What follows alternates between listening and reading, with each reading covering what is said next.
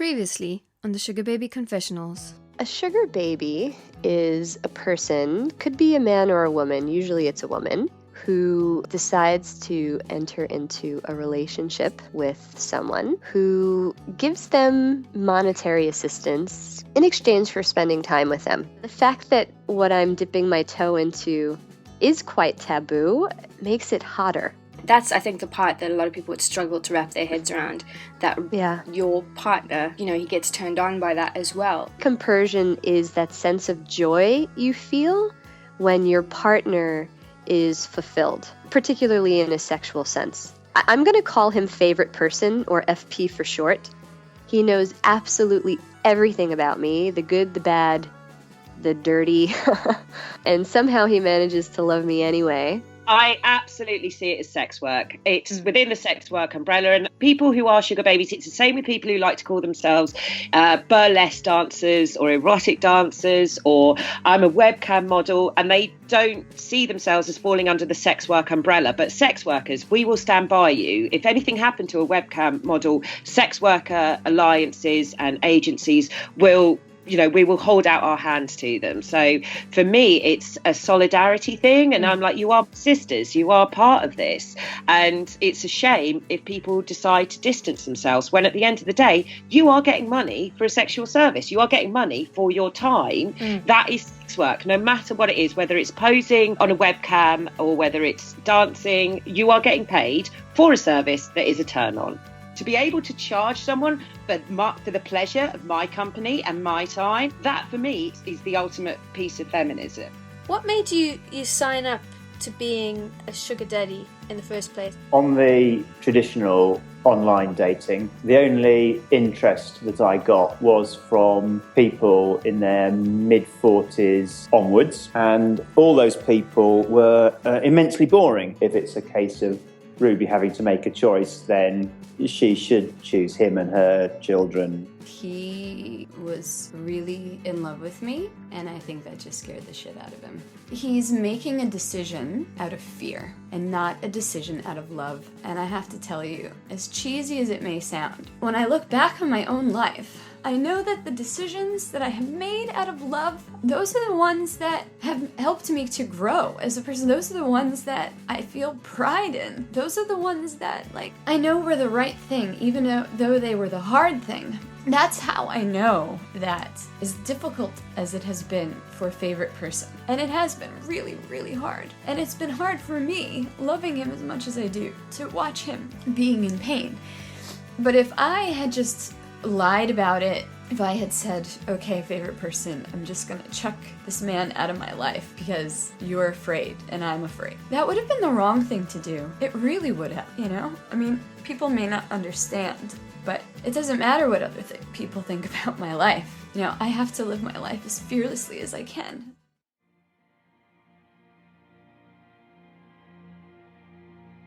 Welcome to the Sugar Baby Confessionals. This is part 1 of 2 very special bonus episodes, as a delicious Christmas present to all those of you who've supported us and helped us to win our 2018 British Podcast Award. Since the podcast series was first released, we've had over 41,000 downloads. One really gratifying thing that's happened is that numerous sugar babies have got in touch with me to tell me how much they appreciate our honest, raw, and unjudgmental take on the sugaring lifestyle. But the most interesting reaction we had was from a successful Hollywood film producer, David, who sent us a wonderful email detailing his own experiences as a sugar daddy. The Brit, whom we spoke to in episode 8, was relatively inexperienced in sugar dating, whereas David spent 7 years on the LA scene, so he'll be able to get a much deeper insight into another sugar daddy's life and experiences. Believe me, this interview explores so many things we never quite covered in the series. Join us as Ruby and I grill David on his thoughts on the podcast, the Brit, and what it's like sugaring in Hollywood. On top of that, he opens up about his own tragic love story. He's currently turning these experiences into a book, so you'll be getting the early scoop on this riveting story right here on the Sugar Baby Confessionals. Oh yeah, and in case you're wondering if he's just some random dude pretending to be someone he's not, David gave me his full name and I checked him out online. He's definitely the real deal. As for what he's got to say, judge for yourself. Just a quick note, we discuss mental health and relationship issues in depth, in spite of the fact that none of us has any expertise in this area. So if you're experiencing mental health, drug or addiction issues, please seek help from professionals, not podcasters. Now on with the show. Let's begin! I tell David I'd noticed a similarity in the stories he told me. You both experienced heartbreak during the sugar dating that you did. And I thought that was quite... I don't know if that's one of the things that you liked about the podcast. I did. I definitely responded to that. First of all, it's a pleasure to be talking to you. I listened to every episode. Oh, thank you. It's a pleasure to be talking to you as well. Feel like I know you fairly well. I am at a disadvantage in that respect. You know that. You've listened to so much about my life, and I know next to nothing about yours. Right. The long and short of it is for the past 7 years, I have been a sugar daddy. I hate the term, by the way. Do you? Yeah, it infantilizes the relationship that you have between people. Makes it about candy and children. I mean, there's got to be a better term. Yeah, I've never got the whole daddy thing, I have to admit. I find that too Freudian. Do you guys know where that term comes from? No, tell us. I think it was back in the 1930s. There was a much older gentleman who owns huge property and sugar plantations and things like that. So quite literally, he traded in sugar, was a very wealthy man, and he married a much younger woman. I think he was in his 60s, pushing 70s back then. So especially for that time. And I think she was in her 20s. And so she was quite the socialite and always in the local newspapers and things like that, throwing parties and showing up at places with fabulous hats and dresses and all the rest of it. And that's how she referred to him, as her sugar daddy. So that's where the phrase comes from. Yeah, I agree with you. I understand your point of view that it seems infantilizing in some respect. I think my view on it is a bit more playful. I know that I'm not a baby, so being called a sugar baby has never bothered me in the slightest. How did I not know where that term came from? That's fascinating. Yeah, I'm teasing. I mean, as much as I say there should be a better term, I've used the term, hey, I'm your daddy. I've had women call me daddy in intimate moments because it turns them on. And it took me a little getting used to because I am a dad. I think sort of that in itself is a way of looking at the whole relationship. It's all how you use it and how you look at it. And it can be a fun, sweet relationship, or it can be something that turns dark and dangerous and can be used in a negative way. Was that your experience? Sarah mentioned to me that you are writing a book. Yes. And it's about a particular arrangement that you had? I've had many different kinds of relationships. I've had open relationships, polyamorous relationships. I've had arrangements. I've fallen in love. I've had great relationships. I've had tragic ones. I think that when I listened to you guys on your podcast, on one level, it was really, really informative and made me feel like I'm part of a clan. But on the other hand, I think I said to Sarah last time we spoke that your situation is very unusual because, yeah, you had a heartbreak and you had a triangle, but in some ways it only skirted the surface of the sort of relationships that go on under the umbrella of being in a sugar relationship. Okay. Can you explain to me how? Well, I mean, if I encountered you on, say, Seeking Arrangement, I would call you an outlier. I mean, you're a healthy woman. You're a mother. You're very honest with your husband. You were honest with the Brit. You went into it with much more of an exploratory intent and to discover your polyamory and discover what intimacy is and love and can you love two people. And even though you got heartbroken, along the way, you handled everything in a very healthy manner. Well, thank you. That's actually really nice to hear someone say. It didn't feel like that while I was living it. Yeah, but you weren't ethically challenging yourself. You were doing what you felt was right, and you were being honest with people, and you're an incredible communicator. I can only imagine that extended to everybody in your relationship, that your husband, your favorite person, was a wonderful communicator and honest. And from what I heard about the Brit, he was incredibly honest with you. I'm not sure he was a great communicator, but... No, that he was not. That's very true. Right. But it seemed to me that your experience is definitely out of the ordinary. And most of the people that you meet on the websites or who have sugar relationships do so much less out of an open mind and more out of desperation, more from trauma in their childhood. In my experience, half of the women you meet on the website are young girls who can't support themselves, and the other half, have temporary jobs but quickly give them up once they start making money in this way and fool themselves that it's straight up prostitution. And I say that, by the way, being completely unjudgmental or critical. I think prostitution should be legalized. I think between consenting adults, especially when you're signing up for it, it's not like you're a victim of human trafficking or walking the streets of Hollywood Boulevard and desperate to give him some money. I really think that there's nothing wrong with it. But in my experience, your level of intelligence and, emotional intelligence and the way you went about it is really rare. I take that as such a huge compliment. Her head is literally expanding as we talk.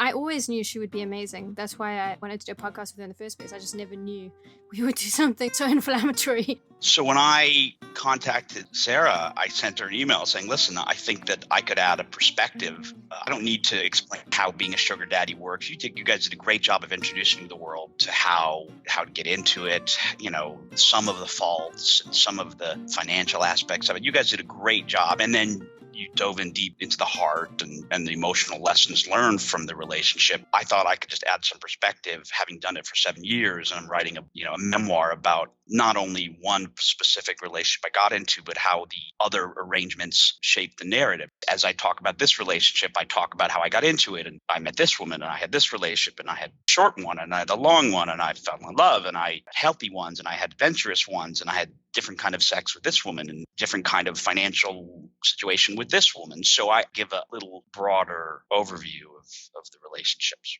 Certainly from the sugar daddy side, because we only got to speak to one sugar daddy and it was his first time. Again, he was quite a specific type of person. So I think it's interesting to get someone's perspective who's A, been doing it for a really long time, and B, has also had an experience that was similar to Ruby's in the sense of falling in love while doing it. Because I don't think most people go into it thinking, yeah, this is how I'm going to find my life partner or partners. No, it's not. You generally the exact opposite. I mean, most of the women are not even on there for Ruby's open mind and sexual adventure. Most of the women are on there out of desperation. And given the choice between being on the website and being off the website, they'd rather be off the website. Most of the women on there, if you paid them not to have sex with you, they'd be much happier than to have sex with you. Last time he said that, I said to him, he's probably doing himself down a bit there, but I didn't want to repeat. You don't have to be so modest, David.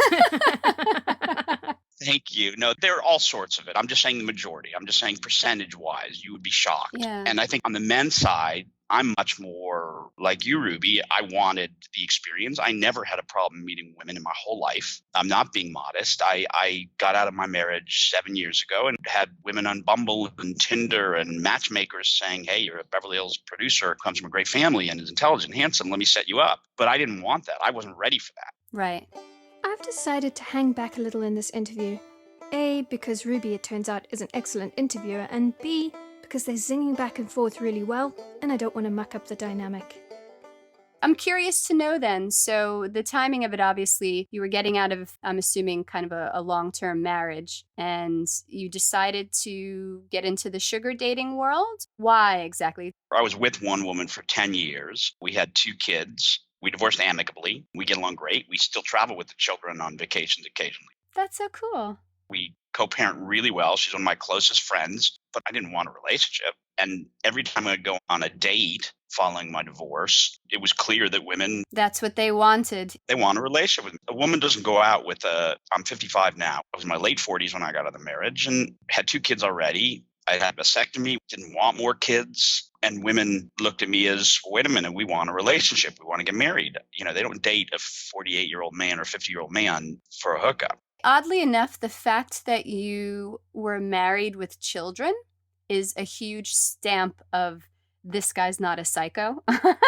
So even though you were divorced, there must have been just a big like neon sign flashing over your head going, pick me, pick me. I've already been approved by one of your species, you know? Yes. And matter of fact, I remember I went out with a woman right out of my marriage that I had known since I was in my 20s, and she had gotten divorced and I had gotten divorced, and we kind of dated, but she'd been divorced for 5 or 6 years already. We had met through Bumble, I think. And she was age appropriate, I think. Matter of fact, she was 2 years older than I was, and she was incredibly wealthy from her divorce. So there was nothing sugar about it. But after a month or so of dating, she said to me, listen, you're an amazing man. Let's be exclusive. And I said, I just got out of a marriage. I'm so not ready for that. And she started crying and said, I wish I'd met you 3 years from now. And she was dead correct, because 3 years after I got out of my marriage, I found love and was ready again. It's refreshing to speak to a sugar daddy who's so self-aware and honest. I'm not sure if this is an American thing, or the fact that David has been to therapy, like so many of us. There's a genuine sense of him looking at this part of his life forensically, trying to make sense of it and communicate it clearly, not just to us, but to himself as well. So you transitioned from the divorce into a similar kind of dating that most people do when they're single. When did the transition, and why did you decide, right, I'm not getting what I need from this dating pool. I'm going to go somewhere where I can get what suits you at that time of your life, basically. Well, I was trying every dating app I could. I wanted to have casual relationships. I was seriously questioning monogamy. I had come out of a marriage that was fairly passionless. We get along great as friends, and we had 2 wonderful kids, but our sex life was never spot on. I suppose I was having a little midlife crisis. I'm single. I've got a little money. I'm successful. I'm happy. I didn't come out of the divorce miserable, and I'm dating women. And suddenly I'm also, by the way, when I was last single, there was no dating apps. I mean, when I went into the marriage, I met my now ex-wife, at a party. Like, that's how you met people. You mean like actually in person? You had to talk to them and see their face? What? Yeah. And I had to call her and ask her out the next day. I didn't text her. Oh my gosh. The horror. So I come out of my marriage and I'm surrounded by Bumble and Tinder and Millionaire Match and Seeking Arrangement and What's Your Price and SugarDaddy.com. I mean, there's so many apps. Yeah. But I quickly realized that everybody wanted a relationship, and I wasn't ready for that. And I started dating a multitude of women and found that Seeking Arrangement was definitely the cleanest. It was the easiest. I totally agree with you. Yeah. So strange. It's like, it feels so much more honest than any other dating platform I've tried. But that's because you're honest. I mean, the truth is, yes, it can be incredibly honest. I meet you, I say, look, I'm out of a marriage. I want a casual relationship. I'll see you once a week, twice a week, once a month. This is what I need. I don't wait 3 dates to have sex with you. I need you to not text me 10 times a day. I need you to not get attached. We can have great fun. You say to me, this is what I need. If I need this much each date or this much each month, I don't want a commitment because I just got my heart broken from my boyfriend, or I'm in between careers and I need some financial help. That's the healthy way.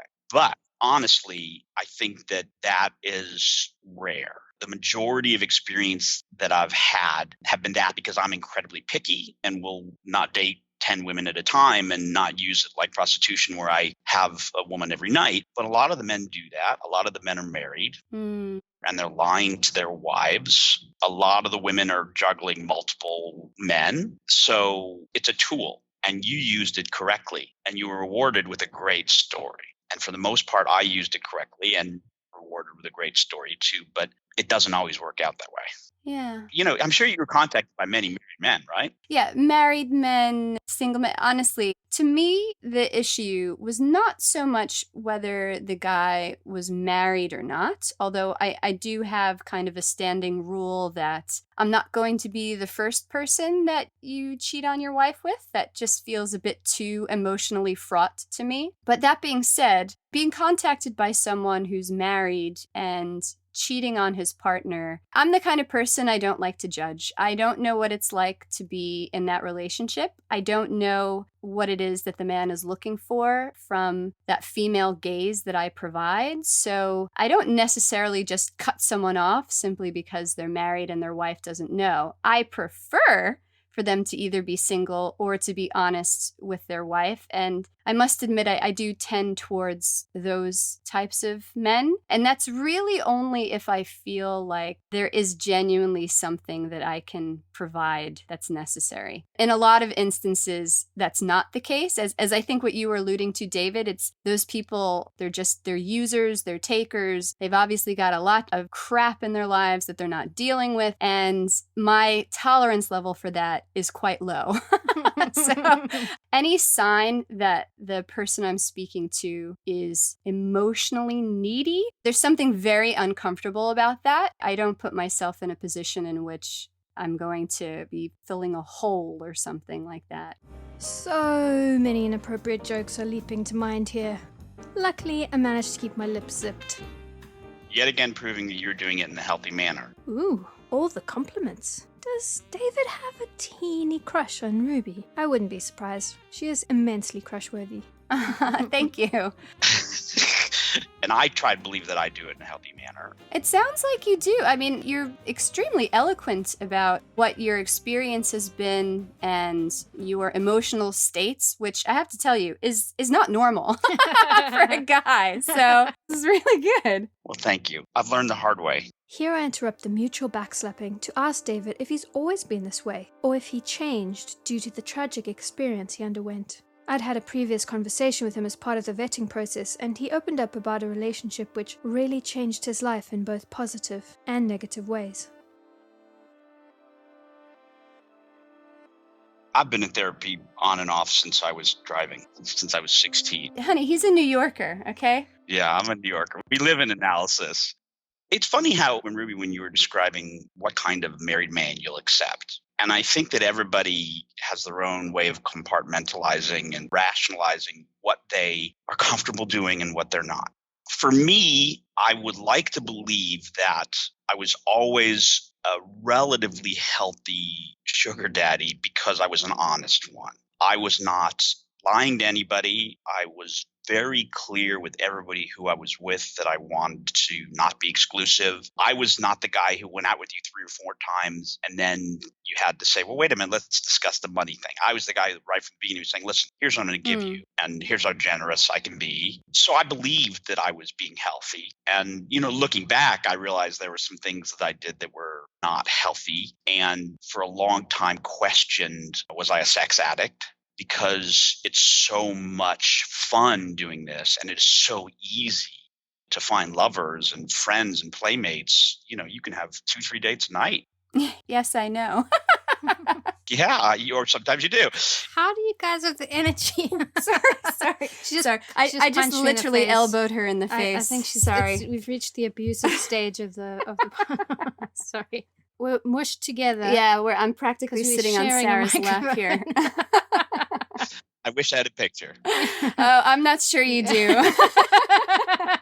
David is very patient with us now as we go off on a tangent about which one of us has steak juice all over our gobs. Hint, not Ruby. But after a protracted period of chortling, and Ruby giving me as chef of said steaks a 5-star review, we get back to business.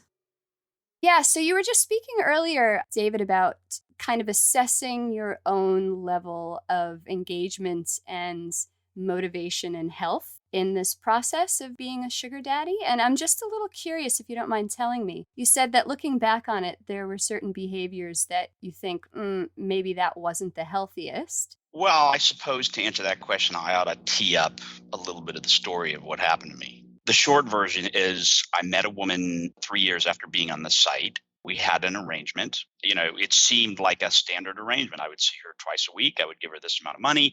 We would keep it casual. She could see other men. I could see other women. We were very particular about setting ground rules and what we could and couldn't do. But of course, we fell in love. I would say only a matter of 3 or 4 dates in, it was obvious this was not going to be just an arrangement. But I had been having my cake and eating it too and adding ice cream and cookies and hot fudge. Woo! even though we were in love, we had gone in, we both didn't think monogamy was practical. I was giving her, enough money to survive on, but, she wanted to thrive. She was in the middle of a career change and she wanted to have other sugar daddies. And I was fine with that because on nights that I wasn't seeing her, I was seeing other women. And in fact, one of the fun things about our relationship was we were so brutally honest about what we were doing that became half the conversation. Who were you with last night? Tell me about your date. And it made us so honest and vulnerable and intimate that we fell in love. When you have no secrets, from before the first date, it opens you up.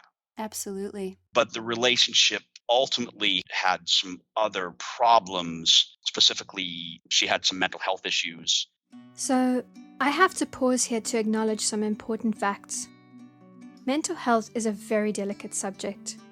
This woman, Catherine, is not here to tell her side of the story, so we can't really know how she would paint this part of their relationship if she got to tell her side.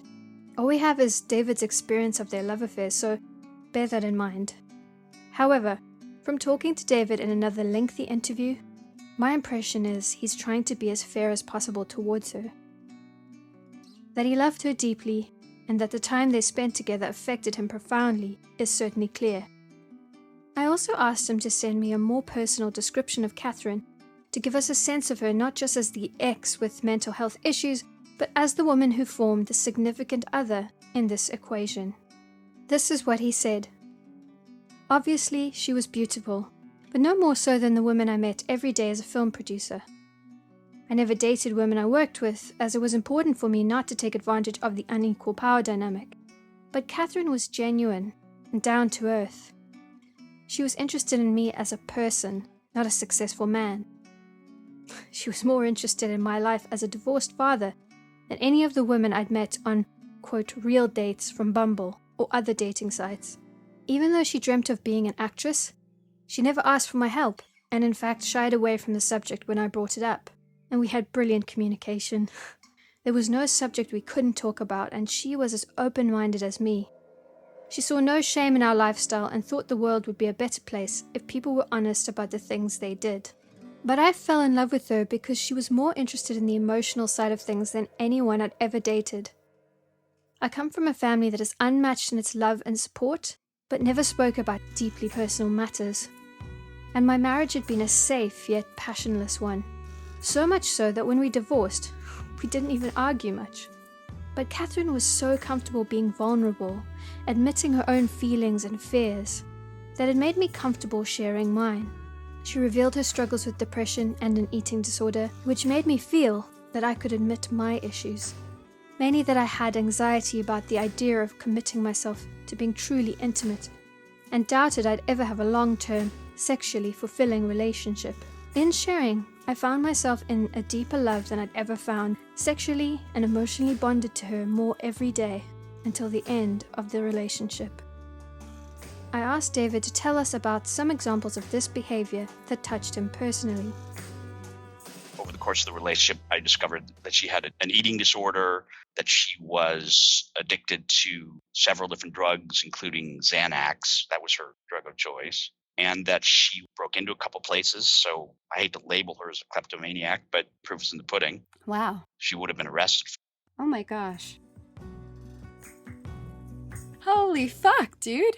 Well, you have to understand the way it happened it wasn't like I discovered all of this on a plate in front of me. It was over the course of the year together, a little bit came out at a time. And she would tell me that she was suffering from classic untreatable depression. And I would try to get her therapy and psychiatric help. And, we'd get past that and we were getting along great. And we went on a trip to Mexico together. And while there, 4 months into the relationship, I discovered, oh my God, this woman had a near psychotic break because she had gone to a Mexican pharmacy and mixed some drugs that are over the counter and some that are legal here into a little cocktail. And I realized, oh my God, she's addicted to drugs. We come back, I got her this experimental treatment for depression and helped her find a psychiatrist here who could find a program to help the drugs. And we're getting along great. So we're madly in love. It's the best sex of my life. And I say, okay, we've been dating now for 6 months. We've gotten over the problems. You can meet my children because I want to know if we're going to spend the rest of our life together, are you going to get along with my children? Children love her. Everything's going along great. And then more shit happens and more shit happens. Finally, after about 10 months of dating, things got so out of hand and she became so verbally and emotionally abusive and attempted some physical abuse, minor stuff, but still, when a girl tries to hit you a couple times, it leads to tensions. Yeah, that's not okay. So ultimately, I knew I had to get out of the relationship, but it was the hardest thing I ever had to do because I was deeply and madly in love. I thought she was my soulmate and could spend the rest of my life with her. But after we broke up, it really made me start asking some deep questions about my own behavior and how I contributed to the relationship, because it's never the other person's entire fault. Yeah, I completely agree with that. So I started to write a book, which I'm still writing now, a memoir. It was my greatest form of therapy and analysis. I really started to ask, what did I do wrong? I went to Sex and Love Addicts Anonymous meetings and really dug deep and questioned, had I been a sex addict, and did I really believe in monogamy, or did I not believe in monogamy, or was I using that as a way of just being selfish and egotistical and having as much candy as I wanted? And yeah, I've learned some various lessons on what I want and how much monogamy I want and do I want it and how to handle it and how to treat it. But for the ending, you'll have to read the book. Fair enough. I just have to really applaud you for going through that introspective process, because so many people are not brave enough to do that. And it is really such a pleasure to chat with someone who has been brave and courageous and taken the time to really look at themselves and go, you know what? Do I want this to be my life? What am I contributing here that's causing these problems that I genuinely don't want? And it's really hard to do that. I think it's probably one of the hardest things to do. Ruby's gone through that because obviously there was a big gap between her hearing our podcast in the form that it exists now when we had the conversations, because it was, obviously like 1.5, 2 years or something. Yeah. It was weird for you, wasn't it? It was weird. It was, I have to be honest, it was a bit cringeworthy. I listened back to it, every time Sarah would publish an episode, I would listen to it right away. And it was very difficult to listen to myself from, 2 years before. I'm such a different person now. Can I ask you a couple questions here? Of course you can. I'm dying to know what has happened to Ruby since the podcast ended. What lessons have you learned beyond the ones that you talked about in the last few episodes? It's because it's been how long now? I was a bit cagey with David in our last conversation when he asked me the same question. Throughout this process, my priority has been to protect Ruby as much as I can, so I haven't given him many details about Ruby's life as it is now. But I'm interested myself to know how much she'll divulge, as I know a lot has changed for her since the last episode. This is going to sound so awful, but can you guys remind me where the podcast ended? Because I don't exactly remember. Wow. I quickly fill Ruby in on where we left off. The Brit, her favorite sugar daddy, had broken her heart by ending their relationship. Then he'd changed his mind and given her an ultimatum. Him, or FP, her husband. She'd agonized about this choice, but as the Brit seemed to cool towards her once more, she started to push him to be clearer about his feelings. Ultimately, the relationship petered out with a whimper, not a roar. But the favorite person was brilliant throughout and always has been. Really was hurt, but you guys went therapy together, you did everything, and you ended on a note of being really appreciative of what you guys have gone through together and of him as a person. And also, I think you were just disappointed in the Brit. I think I was angry. Yeah. I was quite angry. Yes. Right. Favorite person and I had a very long conversation about what we wanted to do. And we decided to move. So I no longer live in the beautiful yet total backwater where I was living. And I have moved to the UK, which is really fantastic because now I get to see Sarah all the time, which is really cool. And we, in some sense, kind of started our lives over again. I didn't date anyone outside of my marriage because I do think of favorite person as a guy that I date. That's funny. Yeah, I didn't date anyone outside the marriage for quite a while. It was probably like a good 1.5 years We just needed to sort things out. Yeah. We moved, which, moving from one country to another is quite a large undertaking, especially when you have tiny little bubbas with you. Just getting everyone settled, getting into the swing of things, feeling comfortable in our new space, all of that stuff. My mind was not in any way interested in getting to know a new person or incorporating dating into my life again. And I'm really happy to say that all went really, really well. Favorite person? Totally knocked it out the park. He found a fantastic job and a beautiful house for us in an awesome neighborhood. I can actually walk my kids to school, which I've never been able to do before. And I have to tell you, I fucking love it. It is so awesome. We really settled so nicely. And it wasn't that long ago, maybe, 6 months ago? Roughly, that I decided to go back onto seeking arrangement. And I've been dating people on and off since then. Nothing has stuck. I haven't found anyone interesting enough or special enough to keep them around for very long. But favorite person is also dating again as well, because I'm sure, as you know, we have an open marriage, so I'm not strictly a hot wife. He does his own thing also. And I don't know if I told you, Sarah, he was dating someone that he really, really liked a lot. And then she moved to Australia. So that's like, fuck, bummer. Yeah, so I have to say, I feel now, with some hindsight, that things really did go the way they were intended, like the way they should have gone. Yeah. I feel like I'm just starting to let go of the anger that I have towards the Brit, because I truly do believe the manner in which he chose to end our relationship, it was just so uncalled for. It was very cowardly, which is not something that I ever would have pegged him for. So that was really difficult for me. And I just felt like that whole episode, to this day, I really genuinely don't understand the point of it. But I'm not the kind of person who likes to hold a grudge. I do not like to feel that anger, because obviously it doesn't hurt him. The only person that it damages is me. He is British, and I do wonder to myself sometimes, will I be walking down a street and accidentally bump into him? And it's a big wide world, so the likelihood of that happening is slim to none, but you never know. And I wonder, what would I do? I'm not really sure. I think at this point, if I saw him on the street, I think I would just walk past and not say anything. Just cold, just like that. Well, I mean, there's no place in my... There's no room. You're not ready for the way we were moment where you cross the street and meets his new wife and children and touches them on the cheeks. I like how David and Ruby's experiences seem to be overlapping here. Note how he says, meets your wife and children. I can feel that he resonates a lot with her experience. Now that wouldn't happen. Yeah, no. I just step on him with my really high heel, maybe. You bastard, this is what you deserve.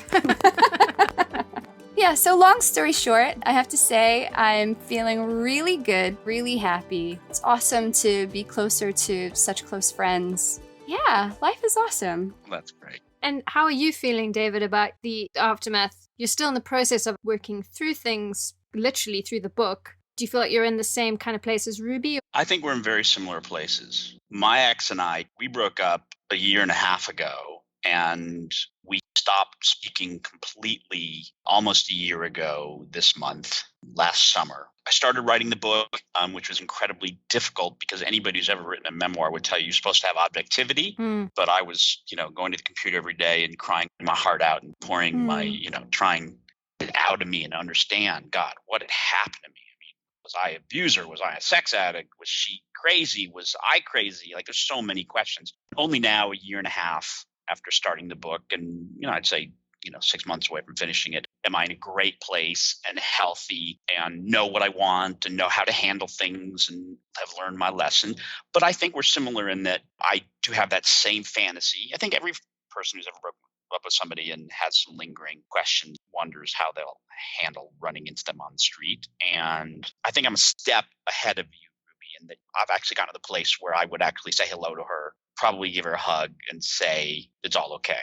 I hope you're okay. I'm okay. It turned out to be the best thing that ever happened to me because it woke me up to my need for intimacy and vulnerability and monogamy. And I hope it helped her get on her feet. It's a mystery. I don't know how she is or how she's doing. And I've seen signs from various social media and family and friends that she's doing well one minute, and then, she had some real mental health issues that, I had some neurosis and a possible sex addiction, but she was dealing with suicidal ideation and drug addiction. So I hope she's physically okay. I hope she's mentally okay. I don't know. I had to give up my desire to help her and fix her and let her do it by herself because I'd done everything I could. But I'm at the stage where I could run into her and say thank you because the relationship was life-altering. I'm writing a book that is sharing some valuable lessons about relationships and specifically these relationships. So I'd like to believe that if I ran into her on the street, I would laugh and smile and not cower and cry. Yeah. I haven't quite forgiven her. I hold a fantasy that perhaps you do, that one day she'll reach out to me and apologize. I did go through a phase where I used to think about that, and I did have the desire for it because, well, I have to be honest, even to this day, I feel like I'm deserved an apology. But I've let that go. I know that it's not going to happen, and I'm not suggesting that you do, David, but I don't feel like I need it in order to move on in any way. I'd say we're in the exact same place. I have a fantasy of it, but I don't need it to move on. Yeah. I've bought books on forgiveness and tried to understand that, and I don't even need forgiveness. Like, I've totally moved on and have had a couple relationships since then that were wonderful, that reminded me that, this is not the last person I'm going to fall in love with. Guys, I have an idea. You always have the best ideas, by the way. This is partly a joke. Does it involve chocolate? This is a semi-joke idea. You should apologize to David on behalf of Catherine, like as though you're Catherine. This is what a therapist would tell you to do. Wow, that's deep. David Are we going to role play? Will be the Brit, and that way, thus shall you receive the catharsis that you need. God, that is good. Did you just come up with that? Jeez, sometimes I surprise myself. You're amazing. Rarely, but I bow down to your greatness. I can totally do that for the Brit, by the way. I totally know what's in this guy's head. We have to do it now, guys. I'm sorry. It's okay. Just... Yeah, I'm in. Let me start. I'm not going to put it in the Brit's words. I'm not going to do that. Don't try to do the accent. No. But I will tell you what the Brit needed to say to you and you needed to hear is that he felt deeply in love with you. He didn't know how to handle his emotions. Wait. Sorry, David. This is beautiful stuff. But say it as in the first person, as though you are he. That makes me anxious. I don't know why, but I'll do it. You're a tough taskmaster. You know that. Listen, I'm trying to get the best show possible. Is that okay with you? Honestly, I don't think I can do that because I don't believe I know him well enough. It's not fair of me to put words into. I know, but I think we all understand, obviously we understand, and you'll speak in your accent and stuff, and no one's going to think you're a proxy Brit. But I think it will be healing for you guys both. Do you think so? Yeah. I mean, maybe not, but in which case I'll cut it. Oh, the magic of editing. I'm being honest. This is too much for me. I don't know this man well enough. I feel incredibly judgmental. Shame. Okay, I don't want to push you. But I would like to give what I think was going on in his head. Because I've been there. I've been that man who uses a arrangement to keep people at bay and then falls in love with them and doesn't know what to do with it. So my best guess is that he was horribly conflicted, keeping aside the whole aspect of money, and how that affects it. Are you with me for love? Are you with me for money? And, what happens if I take away the money? That's a whole other mind fuck. But, I think that he's conflicted. He's in love with you, but he knows that you're not going to leave your husband for him. And even though he asked you to do it and said, listen, I'll still see you if you devote yourself to me and leave your husband, I think in the back of his mind, he knew you were not going to do that. You could take 30 days to figure that out, but you've got a wonderful husband. You've got 3 children. You've got a life with this man, and he sounds wonderful. It's not like you're miserable and desperate to get out of your situation. I think he deep down knew that this was not going to end well for him, and he got afraid and ran. I don't think he's deeply in touch with his emotions. I think he may have been intimate with you, but I think that he was not intimate with himself. And when the reality hit home that he was probably not going to get you, he just ran from the whole thing. He just ghosted you in some ways. You know, he couldn't sit down. He never had the temerity and emotional intelligence to sit down and say, hey, this is what's going on in my heart. You know, I heard him on the podcast. This is a man who doesn't communicate like I do. What he needed to do was sit down and say, listen, I love you desperately. It's going to break my heart, but I know this is not going to end well, and I can't wait around any longer. I'm conflicted as well because of the money. If I'm not paying you, are we in love? Are you going to leave your husband? There's guilt because, you know, you're going to leave your husband and children for me. You know, why am I breaking up a family? And I think that an emotionally intelligent man would say, listen, would call you, say, let's have lunch. Say, listen, I know I brought you back in. I know I wanted to try again. I know I gave you a ultimatum, but this time has also given me time to reflect and realize that this is just too much for me. It's too scary. You know, if you reject me now, my heart's going to get broken. So I need to end it politely and like an adult. That's what he should have done. And a wise man would come to you now and apologize and say, listen, I realize that now. At the time, I just wanted to run and avoid the situation and bury myself in my work and my travels and meet other women and not deal with it. The reason he disappeared is because he didn't know how to say things, how he felt. He probably didn't even know how he felt. I think you're absolutely right about that. And I've thought about it quite a bit. And what you've just said, that he wasn't capable of expressing himself, he probably didn't even know how he felt because he's so divorced from his own emotional life. Honestly, that was my way in to letting all of this go, because how could I continue carrying this huge hurt and this overwhelming anger for a person who was just quite literally not capable? Thank you for saying that. I really appreciate it. Nothing that you've said isn't something that I've thought about, but for some reason, you're right, Sarah, like hearing it from a man, like a man who's been in that position and really genuinely knows what he's talking about. Oh, it's gotten me a little verklempt, I have to be honest.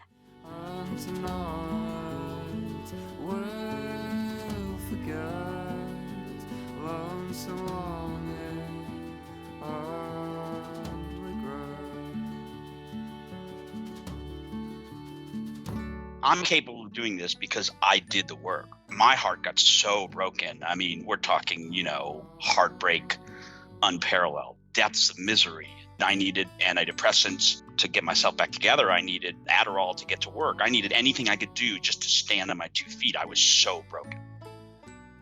But I was also spending every day from 6 in the morning till 8 at night writing about it and working on it and going to therapy. And I came to the realization, my God, I was the Brit for so long. I was the guy who didn't know how to handle emotions, but it takes a lot of It's hard to imagine talking to you now, because in all the conversations I've had with you, you know, you've been so, like Ruby said earlier, like forensically self-aware, which is very unusual for anybody. I find particularly for a man, but you're right, for anybody. What is it that you would have liked to hear from Catherine? Because I was just thinking now, I'm not sure if Ruby can reciprocate quite as well as you did, because you obviously have the podcast as a kind of background. You're welcome to it, Ruby. I don't need it. I know what I would need from Catherine, but I've given it up as well.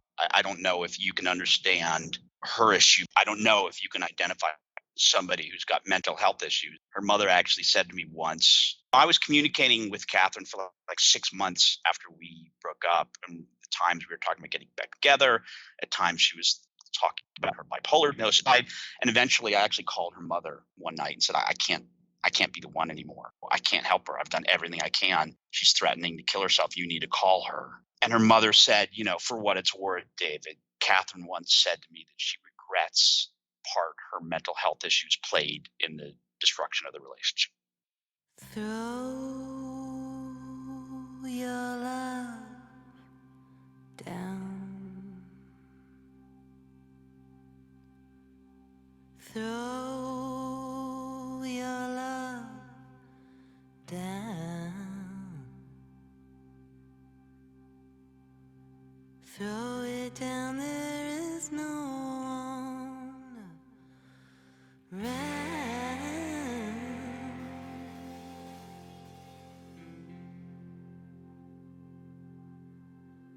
I see your heart. I see your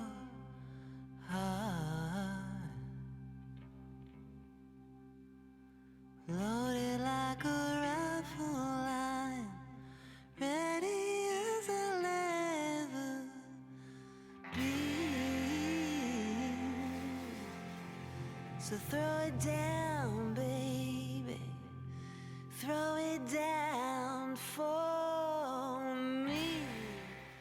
So I think that's as much as I'll ever get. Yeah. But I think when you're dealing with somebody who's got beyond neurosis, it may be difficult. Honestly, I've not heard this story. It's just from the conversation that we've had right now. But my sense of it, and take this for what it's worth, because I could be totally talking up my ass. But even though I myself have not struggled personally with mental health problems, I have had a number of people in my family who have mental health issues and substance abuse issues and alcohol issues and are abusive. I mean, honestly, take your pick. I've probably been around it, unfortunately. So I have had experience in dealing with people who are not balanced in any stretch of the imagination. And I'm really glad that her mom said that to you, because my guess is that Catherine really genuinely and truly and deeply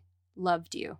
The problem is that when someone is dealing with mental health issues and substance abuse issues, they're not in kind of full capacity of themselves. And that's not to make an excuse for her behavior, because obviously you can't do that. I mean, she needs to own her behavior no matter what it is that's been thrown at her. But that being said, I've seen people in a situation in which they think, oh my gosh, did this person ever love me? Or was I really just being led down the rosy path? That's not me. I have no doubt about that whatsoever. Never did. From the day we met to today, no matter what I write, there's never been any question that she loved me as deeply as I loved her. Yeah, you know what? I think that maybe what it comes down to is a matter of control, right? Control over oneself, control over your behavior towards another person, control over your own thought pattern, to be honest with you. I mean, yes. Honestly, on one level, what you're talking about with the therapy and with the writing of your book and with the introspection that you've gone through is you've looked at your pattern of thought and gone, okay, where did I fuck up here? Someone who has serious mental health issues, they're almost not aware enough to do that. There's something misfiring there. And being able to even put two and two together and go, oh my gosh, this is the next step I need to take in order to get healthy. It's like they're not even capable of that step, which is absolutely heartbreaking. It's kind of doubly heartbreaking because not only did your relationship not work out because of circumstances, but it was never going to work out. She's not capable of it. So... Oh, I think you're so right. I went to a therapist with her a couple times in the middle of the relationship. And after we broke up and I was processing my own stuff, I went and saw that therapist again. And I said, now it's just me. Can you give me some perspective? And she said the exact same thing. She said, from the moment you guys started talking, I wanted to give you hope, but you were up against mental health issues, any one of which can ruin a relationship. But you had 3 or 4, from eating disorders to drug addiction to kleptomaniac to pathological liar to sexual intimacy issues. She said, I knew the minute you went in, you were never going to make it out alive. Oh, no. I'm like, why didn't you tell me then, This guy's coming back in a body bag. But she said it's an uncontrollable thing. Yeah. Yeah. And I only hope that she has gotten the help that she needs. Her next relationship will benefit from learning from the mistakes as I've done. That's not your responsibility, right? That's her responsibility. Yeah, I gave that up. I think that that's the thing I've encountered a number of times, that people, and I used to be really bad at this as well, taking responsibility for how someone else feels or taking responsibility for the things that are happening in their life, and you just can't do it. But I suppose, just to add my little mite. What do you have to say, Sarah? I suppose the comfort that you can take is that you can move on and you can be in control and you can, be able to monitor your own reactions and feelings from now on. Whereas no matter how deeply she loved you, it's not like you can make a choice to change necessarily. I wouldn't like to speak to what that must be like, but it must be horrible. Thank you both for saying that. I think we're all in what they call violent agreement. Oh, I like that phrase. I like that one.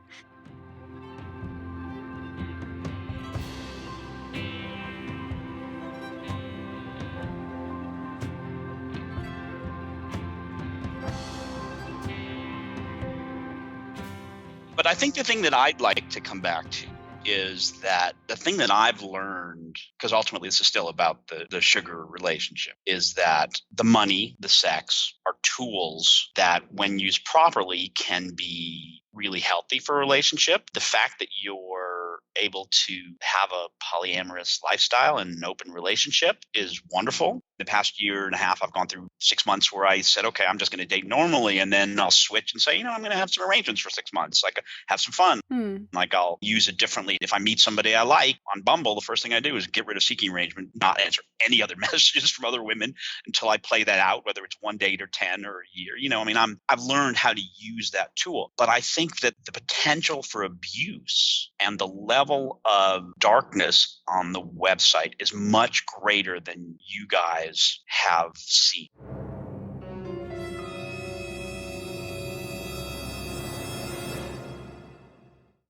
Darkness. His comment and the outpouring of raw emotion when David spoke of his love affair with Catherine reminded me of a John Donne poem, Elegy 13, His Parting from Her. O love, that fire and darkness should be mixed, or to thy triumph such strange torments fixed. Is it because thou thyself art blind that we, thy martyrs, must no more each other see? Or takest thou pride to break us on the wheel, and view old chaos in the pains we feel? Or have we left undone some mutual right, that thus with parting thou seek'st us to spite?